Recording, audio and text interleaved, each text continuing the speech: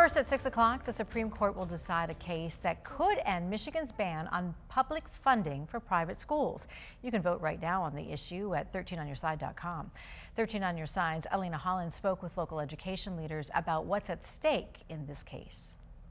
A potentially landmark Supreme Court case has a lot of people talking about the future of your kids, especially what school they could attend as they grow up.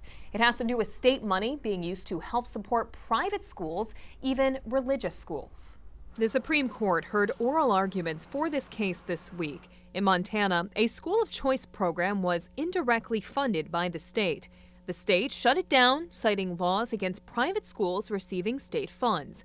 But now with this new case, court conservatives seem prepared to rule it unconstitutional to stop schools from getting some kind of benefit from the state.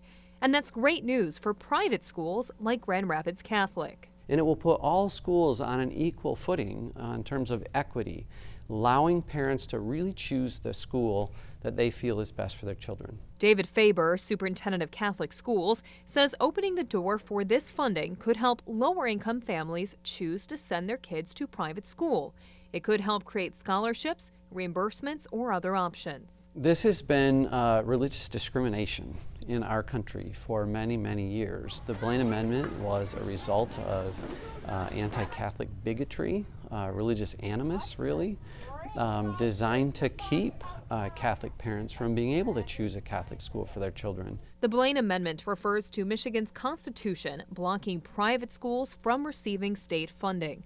So for public schools, this case is a little more bleak. There is a possibility that it opens up Pandora's box. Ron Caniff is the superintendent of Kent Intermediate School District. If the Supreme Court makes this ruling, he points out it could limit the pool of money for public education, money they need. That pot that is only so large, or pie, if you will, the slices might be a little bit thinner.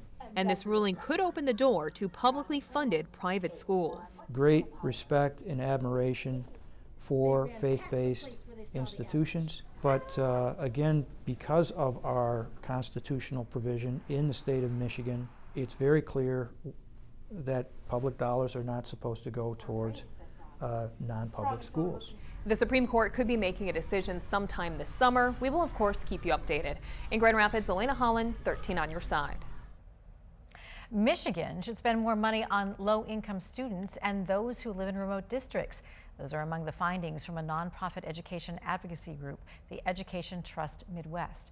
The report says Michigan is in the bottom 5 states for equitable school funding. That study says Michigan should spend at least 100% more on students from low-income backgrounds.